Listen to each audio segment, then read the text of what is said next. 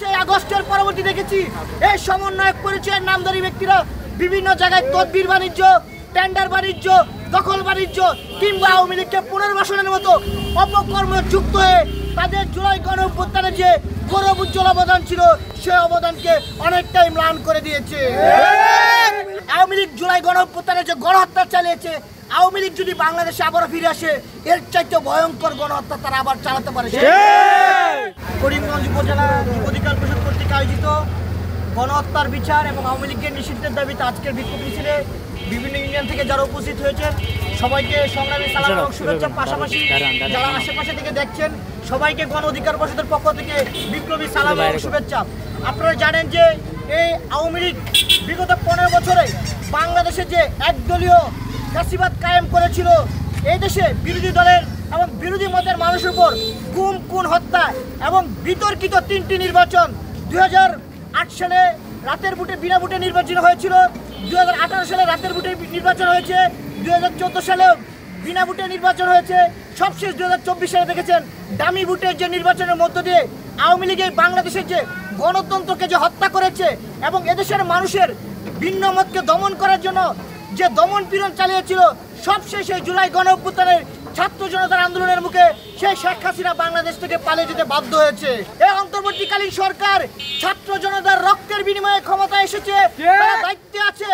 তাদের প্রথম এবং প্রধান কাজ ছিল এই আওয়ামী লীগকে নিষিদ্ধ করা এবং জুলাই গণঅভ্যুত্থানে আমাদের যে ছাত্র বন্ধুরা যে জীবন দিয়েছে, যারা পঙ্গুত্ব বরণ করেছে, তাদের সেই অন্যায়ের জন্য আওয়ামী লীগকে বিচারের কাঠগড়ায় দাঁড় করানো। কিন্তু 8 মাস পেরিয়ে গেলেও এই আওয়ামী লীগ সরকারের যারা ছিল কিংবা তাদের যারা দূষণ ছিল পর্যন্ত বিচারের মুখোমুখি করা হয় নাই।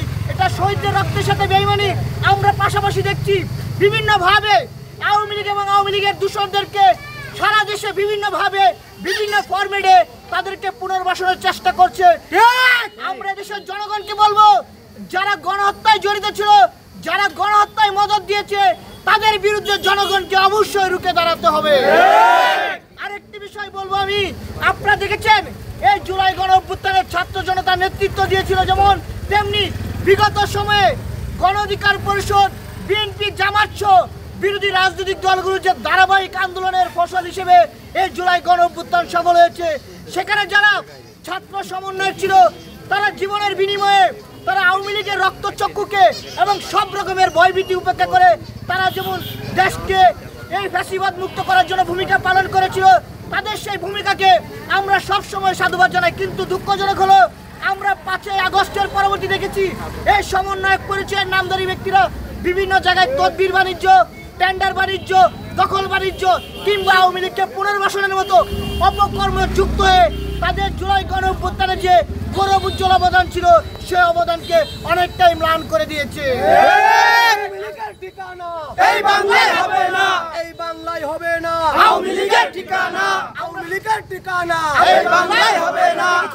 এই সমন্বয়ক পরিচয় অনেকেই এসপি বদলি, ডিসি বদলি সহ বিভিন্ন জায়গায় ইউনোদেরকে বদলি সহ নানান ধরনের বিতর্কে জড়িয়ে পড়েছে। আপনারা সম্প্রতি দেখেছেন তাদের একজন তানভীর নামে একজন সমন্বয়ক ছিল যে এনসিপির পরবর্তীতে নেতা হয়েছে, সে ব্যক্তির বিরুদ্ধে দেখেছেন ডিসি বদলির মতো কেলেঙ্কারি রয়েছে, 400 কোটি টাকার এনসিটিভির দুর্নীতি রয়েছে।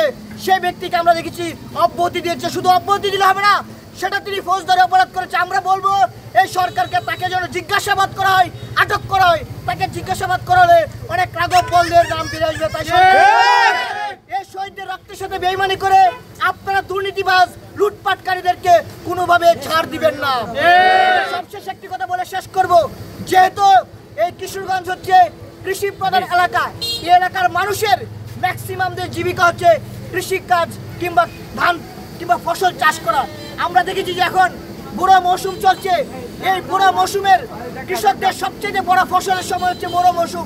কিন্তু এই বড় মৌসুমেও আমরা দেখেছি কৃষকরা যে পরিমাণ টাকা খরচ করে তাদের বড় ধান যে রোপণ করেছিল সেখানে এখন বিক্রি করতে গেলে তাদের অনেকাংশে লোকসান হচ্ছে। তাই সরকারের প্রতি আমাদের আহ্বান থাকবে, সরকার যেন কৃষকের যে ধানের ন্যায্য মূল্য নিশ্চিত করার জন্য সরকার যেন অবশ্যই পদক্ষেপ নেয়। পাশাপাশি মনে রাখতে হবে সরকারকে, আমরা দেখেছি যে সরকারের এই উদ্যোগকে বিভিন্নভাবে বিতর্কিত করার জন্য নানা ধরনের সিন্ডিকেট কিংবা মধ্যস্বত্বভোগীরা কাজ করে। সেজন্য সরকারকে সতর্ক থাকতে হবে, কৃষকরা যেন কোনোভাবে তাদের ন্যায্য মূল্য থেকে বঞ্চিত না হয়। সবশেষ এই সরকারের প্রতি আহ্বান থাকবে, আপনারা গণহত্যার মামলার আসামিদেরকে অবশ্যই কাঠগড়ায় দাঁড়াবেন। কোনোভাবে যেন প্রশাসনের লোকজন, কতিপয় দুর্বৃত্তরা, আওয়ামী লীগের সুবিধাভোগীরা টাকার বিনিময়ে যেন গণহত্যার মামলার আসামিদেরকে কোনোভাবে ছাড় না দেয়, সেজন্য সরকারকেও দায়িত্ব নিতে হবে। পাশাপাশি এদেশের মানুষকেও সতর্ক থাকতে হবে। মনে রাখতে হবে, আওয়ামী লীগ জুলাই গণঅভ্যুত্থানে যে গণহত্যা চালিয়েছে, আওয়ামী লীগ যদি বাংলাদেশে আবারও ফিরে আসে, এর চাইতে ভয়ঙ্কর গণহত্যা তারা আবার চালাতে পারে। দেশের স্বাধীনতা এবং সার্বভৌমত্ব রক্ষার জন্য দেশকে 1971 সালে মহান মুক্তিযোদ্ধারা জীবন দিয়ে যে স্বাধীনতা অর্জন করেছিল, সেই স্বাধীনতাকে সমুন্নত রেখে দেশকে গণতান্ত্রিক ধারায় অব্যাহত রাখতে অবশ্যই এদেশের সকল মানুষকে, সকল মতকে ঐক্যবদ্ধ হয়ে কাজ করতে হবে। এবং সে আহ্বান জানিয়ে আশা করি যে আপনারা দেশের জন্য কাজ করবেন, মানুষের জন্য কাজ করবেন। আমরা গণ অধিকার পরিষদ নতুন একটি রাজনৈতিক দল। বিগত সময়ে ফ্যাসিবাদ বিরোধী লড়াইয়ে আমাদের যিনি দলের প্রধান নুরুল হক নূরসহ আপনারা দেখেছেন বিভিন্নভাবে হামলা, মামলা, নির্যাতনের মুখেও আমরা কিন্তু বিগত সময় কোনো আপোষ করি না। আমাদের আপোষ করার কোনো চরিত্র নাই। বাংলাদেশে এমন কোন নেতা পাবেন না যিনি রিমান্ডে থাকা অবস্থায় বলেছিল এই সরকারের 90% পতন হয়েছে, আর 10% আপনারা ধাক্কা দিন। এই রিমান্ডেও আমরা সরকারের বিরুদ্ধে কথা বলেছি। সুতরাং এই গণ অধিকার পরিষদ ভবিষ্যতে কোনো অন্যায়ের সাথে আপোষ করবে না। তাই গণ অধিকার পরিষদকে সমর্থন করুন, সহযোগিতা করুন। আমরা আগামীতে বাংলাদেশকে কৃষি বান্ধব দেশ করতে চাই, যেখানে সবার মৌলিক অধিকার নিশ্চিত হবে, যেখানে সবাই স্বাধীন এবং সুন্দরভাবে জীবনযাপন করতে পারে। সে আশাবাদ ব্যক্ত করে আমি আমার বক্তব্য শেষ করছি। আসসালামু আলাইকুম।